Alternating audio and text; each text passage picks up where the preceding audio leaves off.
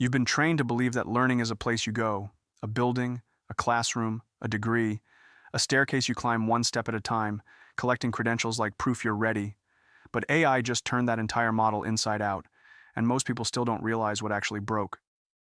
It's not that schools are bad, it's that the rules underneath school were designed for a world where knowledge was scarce, experts were hard to reach, and skill building required slow, expensive access to gatekeepers. That world is gone. And when scarcity disappears, the value doesn't vanish, it migrates. It moves away from memorizing information and toward using information. It moves away from knowing and toward becoming dangerous with what you can do. Because in the AI era, information is everywhere. Answers are cheap, and the only scarce asset left is the ability to consistently produce outcomes in messy reality. The people who win won't be the ones who studied the right thing once, they'll be the ones who can learn fast, learn continuously, and learn in public without collapsing the moment the path stops being clear. Here's the uncomfortable truth. Traditional education is built around a delayed payoff. You sit, you listen, you take notes, you pass tests, you graduate, and then you're allowed to apply what you learned. That delay used to be acceptable because the world moved slower. The problem is that AI didn't just speed up work. It compressed the half-life of many tasks. It moved the finish line while you're still tying your shoes. Employers are openly saying the bottleneck is skills. The World Economic Forum's Future of Jobs Report 2025 calls skill gaps the biggest barrier to business transformation, and a large majority of employers plan to prioritize upskilling, hiring for new skills, and transitioning staff out of declining roles over the 2025-2030 period. And when leaders at Davos are warning that young people may be hit hardest by AI-driven disruption, that's not a motivational quote. It's a signal that the entry-level training ladder is getting rearranged. So, if your plan is to spend years learning in a sealed container and then emerge hoping the world still needs what you practiced, you're gambling with the most valuable thing you own: time. Now let me say something that will sound extreme, but you need to hear it clearly. The new purpose of learning is not to store knowledge in your head. The new purpose of learning is to create a system that turns you into a faster, sharper, more adaptive producer, again and again, no matter what the world throws at you. That's the shift. And it means the old rule for education is dead. The old rule was, learn first, do later. The new rule is, do first, learn in the process, and let feedback shape you in real time. Traditional education treats application like a final exam at the end of the road. The AI era treats application like oxygen. If you're not applying, you're not learning, because the environment is changing too fast for passive absorption to keep up. But here's where most people get trapped. They respond to AI by chasing more information. They binge videos, they save threads, they collect courses, they build a digital graveyard of things I'll learn soon. It feels productive, but it's just modern procrastination wearing expensive clothes. You're not building capability, you're building comfort. And comfort is dangerous now because AI rewards leverage, not intention. It rewards the person who can turn ideas into outputs, documents, prototypes, analyses, campaigns, designs, workflows, while everyone else is still preparing. The OECD has been blunt that generative AI can boost productivity by automating tasks and augmenting labor, but capturing that value requires organizations and individuals to adapt processes and how work is actually done. Translation: it's not the tool, it's the operating system you build around the tool, and your personal learning is no different. So what replaces the old model? A new learning operating system. And it starts with one principle that feels almost too simple. You are no longer a student, you are a lab. In the old system, a student consumes and is graded later. In a lab, you run experiments daily. You ship small outputs. You observe results. You iterate. That's it. That's the new rule. If you adopt it, you become unstoppable, because you're no longer dependent on perfect clarity or perfect instruction. You can move with uncertainty. You can learn with friction. You can improve while the world is still arguing about what's happening. Let's make it concrete. In the AI era, there are two types of learners. The first type asks, what should I study? The second type asks, what can I build by next week that proves I'm improving? One of those questions creates motion. The other creates delay. And delay is where people disappear. Because AI doesn't just raise the ceiling, it also raises the minimum standard. In many fields, the baseline output that once required a full team can now be drafted by one person with the right process. That doesn't mean humans are useless. It means the human role shifts upward. Judgment, direction, taste, constraint setting, verification, context, ethics, and decision-making under uncertainty. You don't compete with AI by typing faster, you compete by thinking cleaner. This is why traditional education is in trouble, not because knowledge has no value, but because the delivery method is mismatched to reality. Most classrooms still optimize for one-way transfer: lecture, notes, test, but cognitive science has been telling us for years that durable learning is not built by rereading and highlighting.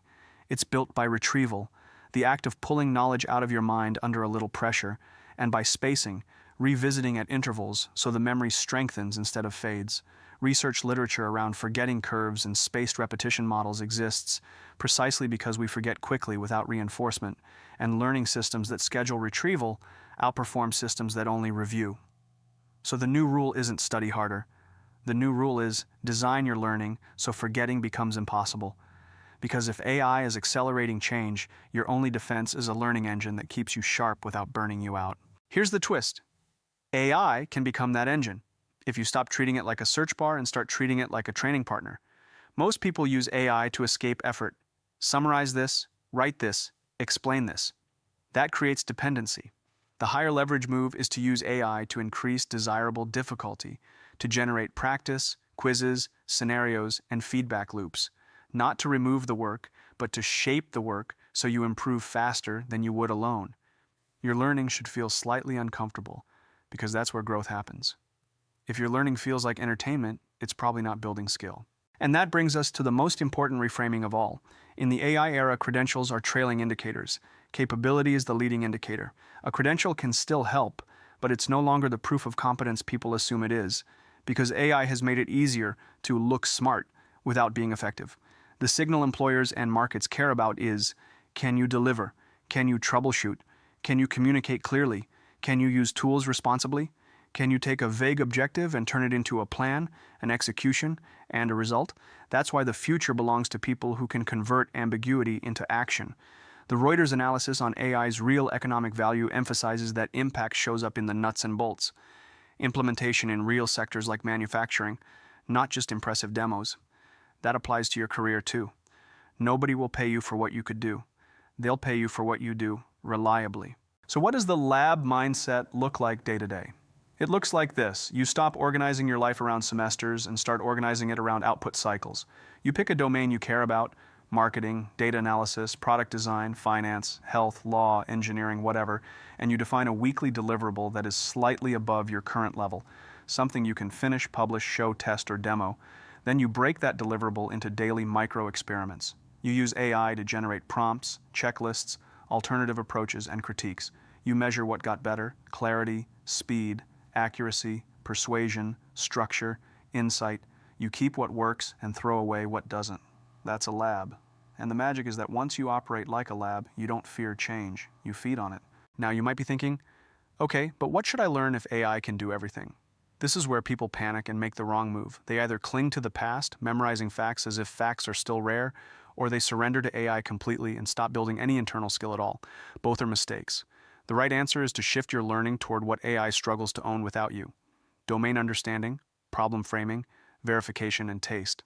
Domain understanding means you can tell the difference between a good answer and a plausible hallucination. Problem framing means you know what question to ask in the first place. Verification means you don't outsource truth. Taste means you can choose what matters, what's elegant, what's ethical, what's effective. AI can generate 10 options. It can't care which one is right for your goal, your audience, your constraints, your reality. That's you. And let's talk about the elephant in the room. Isn't this just telling people to self-teach forever? Not exactly. This is bigger. This is about survival because the ladder is changing. The old ladder was learn basics, get junior job, learn on the job, grow. But when AI automates chunks of basic work, the bottom rung gets thinner. And when the bottom rung gets thinner, the only way up is to become the kind of person who can create proof of ability without waiting for permission. That's why I'm telling you to become a lab, because a lab doesn't need permission to run experiments. It just runs them. The new learning system only looks simple from far away. Up close, it feels almost unfair because it forces you to confront something traditional education protected you from. The truth that you don't actually learn what you understand, you learn what you can produce on demand. That's why people can sit through years of classes, get decent grades, and still freeze the moment the real world asks them to solve a messy problem without a rubric. The classroom trained them for performance inside a controlled environment. The AI era trains you for performance inside chaos. And chaos is exactly where careers get made or erased. So here are the 4 rules, 4 non-negotiables, that replace the old model. If you adopt them, you'll stop studying and start compounding. You'll build a learning engine that improves you even while the world is shifting under your feet. Rule 1 is output before confidence. Not learn the basics first and not wait until you feel ready. Ready is an emotion, and emotions are terrible project managers. Output is a fact. Output forces clarity. Output exposes gaps. Output creates stakes. Output generates feedback. In the old system, you consumed information and hoped you'd remember it when it mattered. In the new system, you choose an output that matters first, and then you let that output pull the learning out of you like gravity. This is where most people sabotage themselves because they pick outputs that are too vague. I want to learn AI. I want to learn marketing. I want to learn coding. Those are identities, not outputs. The correct move is to pick something so specific it's almost embarrassing. A 1-page brief that explains a concept to a real audience. A spreadsheet that analyzes something real. A landing page, a short report, a prototype, a workflow, a tiny app, a pitch deck, a video script. Something you can finish in 7 days. And then you do it again next week, slightly harder. That's the entire game. Weekly outputs that escalate in complexity, with your skill rising to meet them. AI doesn't remove the need for this. It intensifies it, because now the market is flooded with people who can generate words and images but can't generate results. You become valuable by being the person who can take AI's raw material and turn it into a coherent deliverable under constraints. Rule 2 is tight feedback loops. Traditional education gives you feedback late and often shallow. A grade, a comment, a test score. But human performance improves fastest when feedback is immediate, specific, and connected directly to the moment you made the mistake. That's why athletes and musicians don't study the theory for 2 years and then try to perform. They perform, they get corrected, they perform again. That's also why the research world talks about deliberate practice, not repetition, but targeted repetition guided by feedback on weaknesses. In the AI era, you can manufacture feedback at a level that was impossible before, but only if you use AI the right way. Most people use AI like a vending machine. They ask for an answer and swallow it. That kills the feedback loop because it removes struggle, and struggle is where the learning signal lives. The smarter move is to use AI as a critic, a simulator, and a coach. You generate your output, then you ask AI to evaluate it against a rubric you define: clarity, logical structure, completeness, correctness, persuasion, audience fit, risk, assumptions, edge cases.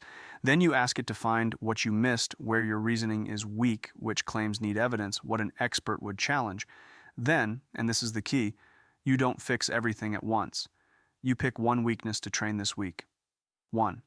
Because improvement isn't about doing more, it's about isolating what's holding you back and attacking it until it collapses. Rule 3 is retrieval over rereading. If you want the most brutal, liberating truth about learning, it's this: if you can't recall it when you need it, you didn't learn it.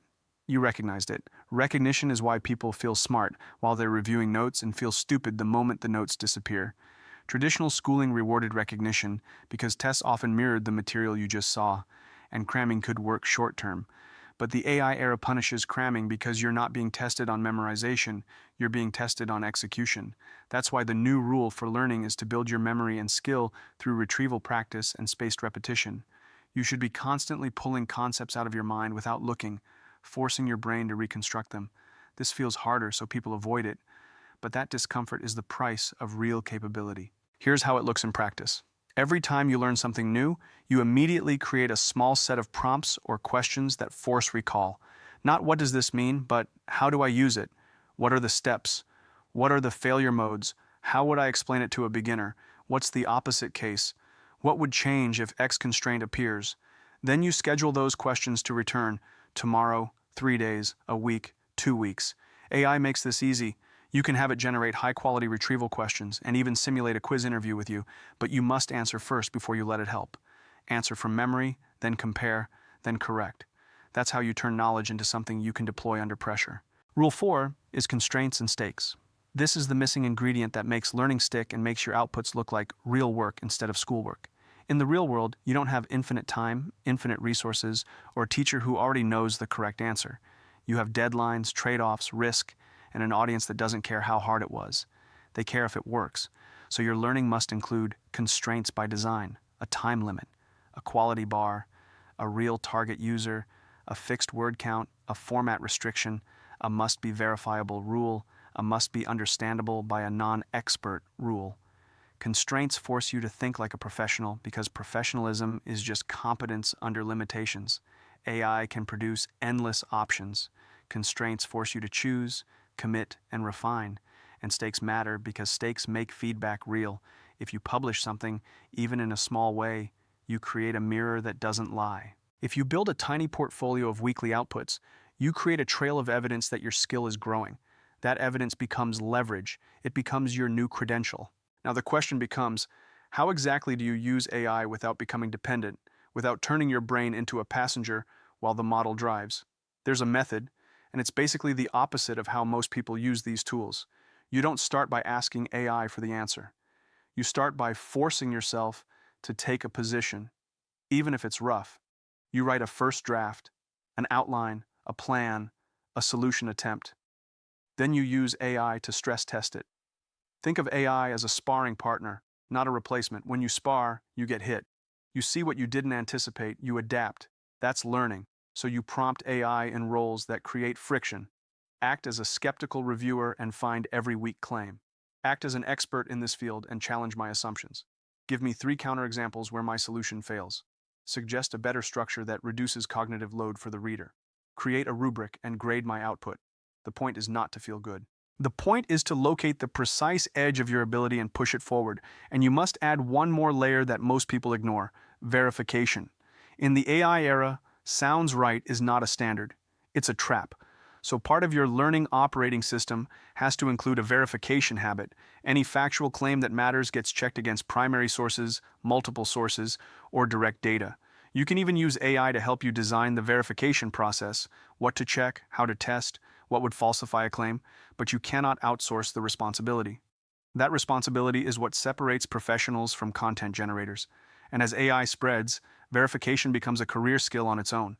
Being the person who can reliably separate signal from noise is incredibly valuable.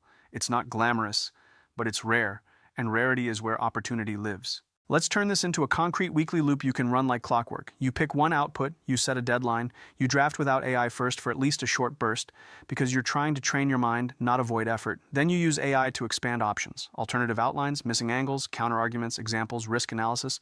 Then you revise, then you use AI to critique against a rubric, then you revise again, then you publish or at least archive the finished output in a portfolio. Then you extract the learning. You create 5 to 10 retrieval prompts from what you struggled with, not what you found easy, and you schedule them. Then you log one weakness that showed up repeatedly. Maybe you rush structure, maybe you make claims without evidence, maybe your writing is unclear, maybe you lack domain fundamentals, and you choose that weakness as the focus for next week's practice. That's it. It's not sexy, but it's a machine. And machines compound. This is the moment where people usually ask, but what about school? Are you saying degrees are useless? No, I'm saying degrees are no longer sufficient, and for many paths they're no longer the central engine of learning. They can still be valuable as structured exposure, credentialing, networks, and access. But the world is shifting from credential-centric to capability-centric faster than institutions can redesign themselves. So the smart move is not to reject education, it's to stop outsourcing your entire learning strategy to it. You can go to school and still run the new operating system on top. In fact, if you do that, you become dangerous because you turn every class into raw material for outputs. You don't just take notes, you build projects. You don't just pass tests, you create deliverables. You don't just learn concepts, you stress test them. You use AI to accelerate practice, not to dodge it. That's how you graduate with proof of skill, not just proof you attended. Here's another brutal truth that will save you. The AI era rewards people who can combine skills. The old education model made you choose a lane and stay there. The new model is about stacking.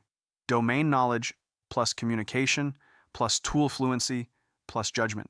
You don't need to be the best programmer alive. You need to be the person in your field who can use AI, verify outputs, frame problems, and communicate solutions. That combination is rare. That combination is employable. That combination is resilient. And the fastest way to build it is not to study everything, but to run weekly outputs that force you to integrate multiple skills at once. You learn faster because you're learning in context, and context is what makes knowledge usable. The reality is simple. If this stays as inspiration, tomorrow you'll fall back into the same loop. In the AI era, the winners aren't the people who know more or who stay constantly updated. The winners are the people who execute, who turn knowledge into outcomes. That's why modern learning isn't built on binging courses. It's built on producing proof. Every week, real deliverables, things that exist outside your head. Pick one track and stick to it without negotiating with yourself. Create verified explainers, build and publish small assets, produce evidence-based analysis, or become someone who operates AI with a method and guardrails. The specific choice matters less than the rhythm. One deliverable in 7 days, improvement through feedback, and a system you can repeat. That's where learning becomes inevitable. And here's the key point. The danger isn't that AI replaces everyone.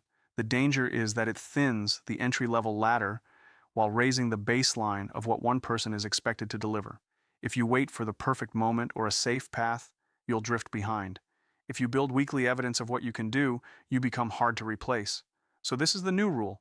You learn by building, you remember by retrieval practice, you improve through feedback, and you become valuable by delivering under constraints. You don't need permission, you don't need to wait. Start this week. Define one clear output and ship it.